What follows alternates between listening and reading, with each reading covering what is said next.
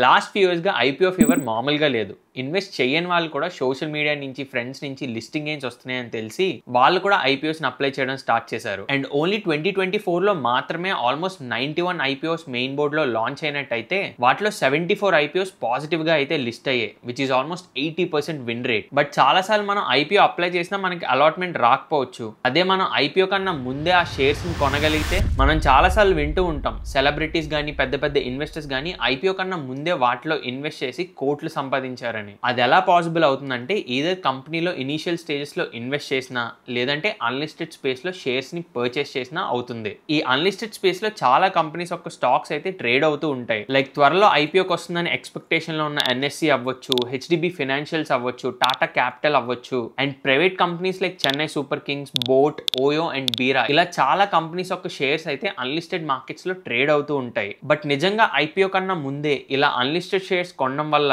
లాభం ఉంటుందా? నిజంగా ఇవి వెల్త్ జనరేట్ చేస్తాయా లేక డిస్ట్రాయ్ చేస్తాయా? అండ్ ఈ అన్లిస్టెడ్ షేర్స్ లో అసలు ఎలా ఇన్వెస్ట్ చేయాలి? అండ్ ఇలాంటి పాయింట్స్ తో పాటు కంప్లీట్ గా ఈ అన్లిస్టెడ్ షేర్స్ యొక్క 360 డిగ్రీ వ్యూని అయితే ఈ వీడియోలో మీకు అందించబోతున్నాం. అండ్ ట్రస్ట్ మీ, ఈ అన్లిస్టెడ్ షేర్స్ రిలేటెడ్ గా టన్స్ ఆఫ్ డేటాని జస్ట్ 10 minutes లో మీ ముందు పెట్టాలంటే చాలా టఫ్ వర్కే ఉంటుంది. సో వీడియో ఇన్ఫర్మేటివ్ గా అనిపిస్తే ఛానల్ ఇప్పుడే సబ్స్క్రైబ్ చేసుకొని పక్కన ఉన్న బెల్ ఐకాన్ మీద క్లిక్ చేసి ఆల్ నోటిఫికేషన్స్ అయితే ఆన్ చేసుకోండి. ఇలాంటి ఇన్ఫర్మేటివ్ వీడియోస్ పోస్ట్ చేయగానే మీ నోటిఫికేషన్ ట్యాబ్ అండ్ ఫీడ్ లోకి అయితే పాపప్ అవుతాయి. ఆ సబ్స్క్రిప్షన్ మీకు ఫ్రీ అయినా మాకు ఇలాంటి వీడియోస్ ని ఇంకా తీసుకొని రావడానికి అయితే బూస్ట్ ఇస్తాయి. So consider subscribing. ఇంకా లాగ్ చేయకుండా లాగించేద్దాం. అసలు అన్లిస్టెడ్ షేర్స్ ఎలా వర్క్ అవుతాయో తెలుసుకునే ముందు లిస్టెడ్ షేర్స్ ఎలా వర్క్ అవుతాయో ఒక్కసారి చూద్దాం. ఒక స్టాక్ ని బై ఆర్ సెల్ చేయాలంటే మన డీమాట్ అకౌంట్ ఓపెన్ చేసి ఎన్ఎస్సి ఆర్ బిఎస్సి ఎక్స్చేంజెస్ లో బై ఆర్ సెల్ ఆర్డర్ ని ప్లేస్ చేస్తాం. ఎక్స్చేంజెస్ మనం ప్లేస్ చేసిన ప్రైస్ కి రైట్ బయర్ ఆర్ సెల్లర్ ని మ్యాచ్ చేసి ఆర్డర్ అయితే ఎగ్జిక్యూట్ చేస్తాయి. ఇలా ఎగ్జిక్యూట్ అయిన తర్వాత ఆ డీటెయిల్స్ డిపాజిటరీస్ కి అయితే సెండ్ అవుతాయి. అది సిడిఎస్ఎల్ అవ్వచ్చు లేదా ఎన్ఎస్డిఎల్ అవ్వచ్చు. ఇక్కడ మీ ఓనర్షిప్ డీటెయిల్స్ అనేవి అది బై అవ్వచ్చు లేదా సెల్ అవ్వచ్చు డిపాజిటరీస్ లో అయితే అప్డేట్ అవుతాయి. ఇదంతా రైట్ గా అవుతుందా లేదా అని మానిటర్ చేసేది సెబీ. బట్ అన్లిస్టెడ్ స్పేస్ లో అలా కాదు. ఇక్కడ బయ్యర్ ఆర్ సెల్లర్ ఎవరైతే ఉన్నారో వీళ్ళిద్దరికి మధ్య ట్రాన్సాక్షన్ అనేది డైరెక్ట్ గా హ్యాండ్స్ చేంజ్ అవుతుంది. వీళ్ళిద్దరికి మధ్యలో ఎవరైనా బ్రోకర్ గానీ లేదా ఏదైనా ప్లాట్ఫామ్ గానీ ఉంటుంది అంతే. సో ఈ ట్రాన్సాక్షన్ రిలేటెడ్ గా ఎలాంటి మానిటరింగ్ అయితే ఉండదు. Because unlisted shares are not regulated by SEBI. So markets లో లిస్ట్ అవ్వకుండా డైరెక్ట్ గా అన్లిస్టెడ్ స్పేస్ లోనే ఇలాంటి ట్రాన్సాక్షన్స్ అవుతాయి కాబట్టి వీటిని సింపుల్ గా అన్లిస్టెడ్ షేర్స్ అని అయితే అంటారు. బట్ అసలు అన్లిస్టెడ్ షేర్స్ అనేవి అక్కడికి రావడానికి రీజన్స్ ఏంటో ఇప్పుడు చూద్దాం. ఫస్ట్ రీజన్ ఈసాప్స్ అవ్వచ్చు. కంపెనీస్ ఏవైతే ఉన్నాయో కొన్నిసార్లు ఎంప్లాయీస్ కి ఈసాప్స్ అయితే ప్రొవైడ్ చేస్తూ ఉంటుంది. అంటే employee share stock options. So శాలరీతో పాటు కొంచెం ఈసాప్స్ కూడా ఎంప్లాయీస్ కి ప్రొవైడ్ చేస్తాయి కంపెనీస్. సో ఆ ఎంప్లాయీస్ ఎవరైతే ఉన్నారో వాళ్ళకి షేర్స్ హోల్డ్ చేయడం ఇష్టం లేకపోయినా లేదా లిక్విడేట్ చేసుకోవాలనుకున్నా ఈ అన్లిస్టెడ్ స్పేస్ లో అయితే లిస్ట్ చేస్తూ ఉంటారు. And second reason private placements. Angel investors, venture capital firms, private equity firms, HNIs వీళ్ళందరూ కంపెనీస్ లో ఎర్లీ స్టేజెస్ లోనే ఇన్వెస్ట్ చేసి అయితే ఉంటారు. ఇన్ కేస్ వాళ్ళకి ఎగ్జిట్ కావాలన్నా కూడా ఆ షేర్స్ ని అన్లిస్టెడ్ స్పేస్ లో అయితే లిస్ట్ చేస్తూ ఉంటారు. ఇంకొకటి ప్రీ ఐపీఓ ఫండ్ రైజింగ్ గురించి కూడా అవ్వచ్చు. అండ్ దాంతో పాటు డీమర్జర్స్ అండ్ డీలిస్టింగ్ వల్ల కూడా ఈ అన్లిస్టెడ్ స్పేస్ లో షేర్స్ అనేవి అయితే ఫామ్ అవుతాయి. దీనికి ఎగ్జాంపుల్ చెప్పాలంటే మనందరికీ తెలిసిన చెన్నై సూపర్ కింగ్సే. బ్యాక్ ఇన్ 2014 ఎప్పుడైతే సిఎస్కే మీద బెట్టింగ్ ఎలిగేషన్స్ వచ్చి 2 years ఆ టీమ్ ని సస్పెండ్ చేశారో సిఎస్కే యొక్క ఇంపాక్ట్ పేరెంట్ కంపెనీ మీద పడకూడదని సిఎస్కే బిజినెస్ ని కంప్లీట్ గా డీమర్జ్ చేసి సెపరేట్ గా అయితే లిస్ట్ చేసింది ఇండియా సిమెంట్స్. అప్పుడు ఎవరైతే ఇండియా సిమెంట్ షేర్స్ ని పెద్ద క్వాంటిటీలో హోల్డ్ చేస్తున్నారో లైక్ ప్రైవేట్ ఈక్విటీ ఫర్మ్స్ అవ్వచ్చు, ఏఎంసీస్ అవ్వచ్చు, హెచ్ఎన్ఐస్ అవ్వచ్చు, ఇలా వాళ్ళందరికీ సిఎస్కే షేర్స్ అయితే అలాట్ అయ్యాయి. ఇప్పుడు చెన్నై సూపర్ కింగ్స్ బిజినెస్ ని మార్కెట్ లో లిస్ట్ చేయలేదు కాబట్టి ఆ షేర్స్ ని ఎవరైతే హోల్డ్ చేస్తున్నారో వాళ్ళకి 2 ఆప్షన్లు మాత్రమే ఉన్నాయి. ఇదర్ అన్లిస్టెడ్ స్పేస్ లో ఆ షేర్స్ ని సెల్ చేయడం లేదంటే సిఎస్కే బిజినెస్ ని ఐపీఓగా తీసుకొచ్చే వరకు హోల్డ్ చేసి వెయిట్ చేయడం. ఇలా డిఫరెంట్ రీజన్స్ వల్ల అయితే అన్లిస్టెడ్ షేర్స్ అనేవి ఫామ్ అవుతాయి.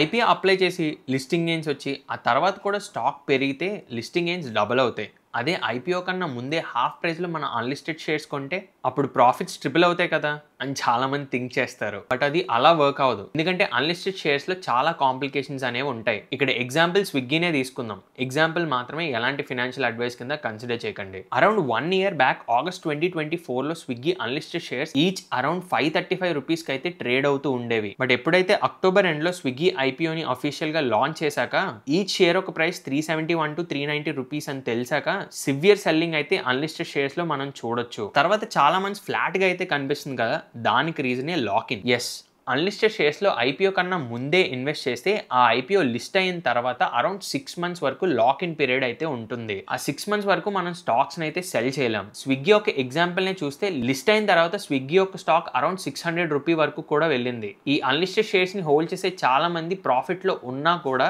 లాక్ ఇన్ ఉంది కాబట్టి వాళ్ళు ఎగ్జిట్ అయితే తీసుకోలేకపోయారు. ఆల్మోస్ట్ 6 months తర్వాత స్విగ్గీ ప్రైస్ చూసినట్టయితే ఐపీఓ ప్రైస్ ఆ 370-390 రూపీస్ ఏదైతే ఉందో అంతకన్నా తక్కువలోనే ట్రేడ్ అవుతూ ఉంది. సో ఇదే అన్లిస్టెడ్ స్పేస్ లో ఉన్న పెద్ద కాంప్లికేషన్ అయితే ప్రైజింగ్ అండ్ వాల్యుయేషన్. నార్మల్గా లిస్టెడ్ స్పేస్లో అయితే అనలిస్ట్, ఏఎంసీస్ ఇవన్నీ కూడా స్టాక్స్ యొక్క వాల్యుయేషన్ని, ప్రైజింగ్ని మెజర్ చేస్తూ ఉంటాయి. బట్ అన్లిస్టెడ్ స్పేస్లో అలా ఉండదు. ఎవరైనా ఎంత ప్రైస్ కైనా సెల్ చేయడానికి ట్రై చేయొచ్చు. బట్ యాక్చువల్ వాల్యుయేషన్ ఎంత అనేది కంపెనీ ఐపీఓకి తీసుకొచ్చే ముందు మాత్రమే డిసైడ్ చేస్తుంది. అది ఎక్కువైనా అవ్వచ్చు, తక్కువైనా అవ్వచ్చు. ఎక్కువైతే హ్యాపీయే, బట్ తక్కువైతే మాత్రం సివియర్ లాసెస్ని అన్లిస్టెడ్ షేర్స్లో అయితే చూడొచ్చు. సో ఇలా వాల్యుయేషన్ తెలియకుండానే మనం కొంటున్నాం కాబట్టి ఈ వాల్యుయేషన్ అండ్ ప్రైజింగ్ ట్రాప్లో పడే ఛాన్స్ చాలా ఎక్కువ ఉంది. అండ్ చాలాసార్లు మనం అన్లిస్టెడ్ స్పేస్లో షేర్స్ కొన్నా కూడా ఆ కంపెనీస్ ఐపీఓకి రాకపోవచ్చు. అప్పుడు మీరు అన్లిస్టెడ్ స్పేస్లోనే ఇంకొక బయర్ని అయితే వెతుక్కొని మీ అన్లిస్టెడ్ షేర్స్ అయితే సెల్ చేయాల్సి ఉంటుంది. ఇన్ కేస్ ఎవరు దొరకలేదు అనుకోండి, ఆ షేర్స్ మీ దగ్గర అలానే ఉంటాయి. అండ్ ఈ ప్రాసెస్ లో కంపెనీస్ ఆర్ పెద్ద పెద్ద ఇన్వెస్టర్స్ ప్రైస్ ని మ్యానిపులేట్ చేయడం లేదా వాల్యుయేషన్ ని మ్యానిపులేట్ చేసి ఫ్రాడ్ చేయడం లాంటి కేసెస్ కూడా చాలానే జరగవచ్చు. అందరూ చేస్తారని కాదు, బట్ రెగ్యులేషన్స్ లేవు కాబట్టి ఇలాంటివి అయ్యే ఛాన్స్ కూడా చాలానే ఉంది. So be aware.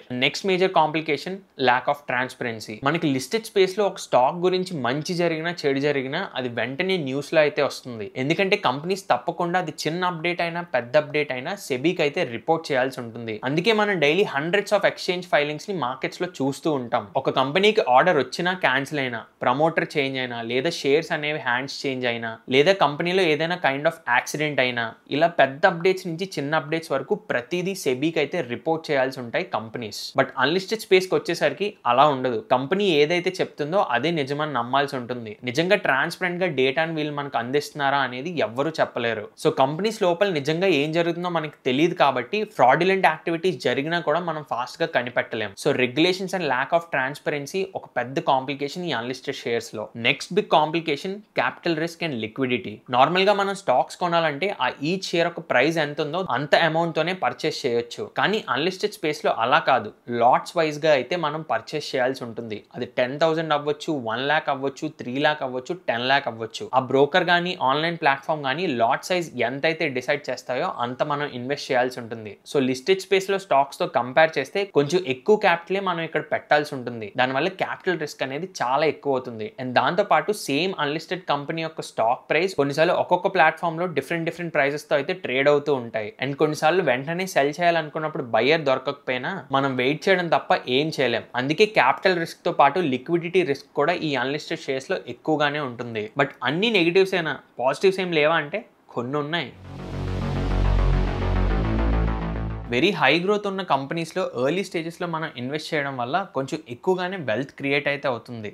బట్ దానికన్నా ముందు మన దగ్గర ఎక్కువ మనీ కూడా ఉండాలి కదా. ఇన్ కేస్ చాలా ఎక్కువ మనీ ఉంటే ఇన్వెస్ట్ చేయడం అది వేరే, బికాజ్ అది పోర్ట్ఫోలియో డైవర్సిఫికేషన్ కూడా యూజ్ అవుతుంది. బట్ రీటైల్ ఇన్వెస్టర్స్గా మన దగ్గర అంత మనీ లేనప్పుడు it's always good to stick with stocks and mutual funds. ఎందుకంటే ఫ్యూచర్లో ఎప్పుడైనా బాగా ఎక్కువ వెల్త్ క్రియేట్ అయ్యి నిజంగా డైవర్సిఫై చేయాలనుకుంటే ఇలాంటి వెరీ హై రిస్కీ అసెట్ క్లాసెస్లో అయితే ఇన్వెస్ట్ చేయడానికి కొంచెం ఆలోచించవచ్చు. కానీ అసలు క్యాపిటలే లేకుండా ఎర్లీ స్టేజెస్లో ఇన్వెస్ట్ చేస్తూ ఉంటే ఇలాంటి అన్లిస్టెడ్ షేర్స్కి దూరంగా ఉండడమే బెటర్. అండ్ ఇక్కడ చాలా మందికి ఒక డౌట్ ఉంటుంది, అసలు ఈ అన్లిస్టెడ్ షేర్స్ లో ఎలా ఇన్వెస్ట్ చేయాలి అని. మార్కెట్ లో చాలానే యాప్స్ అండ్ వెబ్సైట్స్ ఈ అన్లిస్టెడ్ షేర్స్ అయితే ఆఫర్ చేస్తూ ఉన్నాయి. అండ్ ఈ యాప్స్ లో ఆల్మోస్ట్ పర్చేస్ అండ్ సెల్ చేసినప్పుడు 2% ట్రాన్సాక్షన్ ఛార్జ్ కూడా పడుతుంది, గుర్తుంచుకోండి. అండ్ అగైన్ ఇది ఎలాంటి ప్రమోషనల్ వీడియో కాదు అండ్ ఇన్వెస్ట్మెంట్ అడ్వైస్ కూడా కాదు. ఈ అన్లిస్టెడ్ షేర్స్ ఏవైతే ఉన్నాయో వాటి రిలేటెడ్ గా మీకు అవేర్నెస్ క్రియేట్ చేయడానికి మాత్రమే ఈ వీడియోని అయితే చేస్తున్నాం. అంతేగాని ఎలాంటి ఇన్వెస్ట్మెంట్ అడ్వైస్ కింద కూడా కన్సిడర్ చేయకండి. నిజంగా చాలా మనీ ఎక్కువ ఉండి ఇన్వెస్ట్ చేయాలనుకుంటే మీ ఓన్ రీసెర్చ్ చేసి లేదా మీ ఫైనాన్షియల్ అడ్వైజర్ ని కన్సల్ట్ చేశాక మాత్రమే డెసిషన్ అనేది తీసుకోండి. సో ఇది ఓవరాల్ గా అన్లిస్టెడ్ షేర్స్ యొక్క డీటెయిల్స్ అయితే.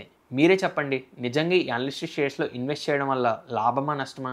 కింద కామెంట్ చేయండి, తప్పకుండా రిప్లై అయితే ఇస్తా. ఓవరాల్గా ఈ అన్లిస్టెడ్ షేర్స్ యొక్క ప్రోస్ అండ్ కాన్స్ ఈ స్క్రీన్ మీద అయితే ఉంచుతున్నా చూడండి. అన్లిస్టెడ్ షేర్స్ పర్చేస్ చేశాక 2 years లోపు సెల్ చేస్తే షార్ట్ టర్మ్ క్యాపిటల్ గెయిన్స్ కింద అయితే లెక్క వస్తుంది. అండ్ ఈ ప్రాఫిట్ ఏదైతే ఉందో అది డైరెక్ట్ గా ఇన్కమ్ స్లాబ్ కే యాడ్ అవుతుంది. అదే 2 years తర్వాత సెల్ చేస్తే 20% long term capital gains with indexation benefit అయితే పొందొచ్చు. అండ్ ఇన్ కేస్ లాసెస్ వచ్చినట్టయితే 8 years వరకు ఆ లాసెస్ ని క్యారీ ఫార్వర్డ్ చేసి సెట్ ఆఫ్ చేసుకోవచ్చు. మనీని ఇన్వెస్ట్ చేసి గ్రో చేయాలని ఎవరికి ఉండదు చెప్పండి. బట్ ఈ ప్రాసెస్ లోనే మార్కెట్ లో షైనీ థింగ్స్ ఫీలింగ్స్కి మనం అట్రాక్ట్ అయ్యి మనీని అయితే లూజ్ అవుతూ ఉంటాం. బీ ట్రేడింగ్, ఎఫ్ఎండోస్ అండ్ ఇలాంటి అన్లిస్టెడ్ షేర్స్ కూడా అవ్వచ్చు. సో మీరు పెట్టే ప్రతి రూపీ మీ హార్డ్ ఎర్న్ మనీ అని గుర్తుంచుకోండి. ఎవరో తెలిసిన వాళ్ళు చెప్పారనో సోషల్ మీడియాలో చూసి ఇన్వెస్ట్ చేయడం ఆపేసి ఆ ప్రోడక్ట్ గురించి మీకు కంప్లీట్గా అర్థమైన తర్వాతే ఇన్వెస్ట్మెంట్ డెసిషన్స్ అనేవి తీసుకోండి. అది ఇన్సూరెన్స్ ప్రోడక్ట్ అవ్వచ్చు, మ్యూచువల్ ఫండ్స్ అవ్వచ్చు, స్టాక్స్ అవ్వచ్చు, ఇంక ఏదైనా అవ్వచ్చు. Always know what you are investing into. Hope this video gave you complete knowledge about unlisted shares. ఈ అన్లిస్టెడ్ స్పేస్ రిలేటెడ్ గా మీ థాట్స్ ఏంటో కింద కామెంట్ సెక్షన్ లో చెప్పండి. అండ్ వీడియోని ఇప్పటివరకు లైక్ చేయకపోతే లైక్ చేసి మీ ఫ్రెండ్స్ అండ్ ఫ్యామిలీకి ఈ వీడియోని అయితే షేర్ చేయండి. అండ్ వీడియోస్ చూస్తూ కూడా ఇప్పటివరకు ఛానల్ సబ్స్క్రైబ్ చేసుకోకపోతే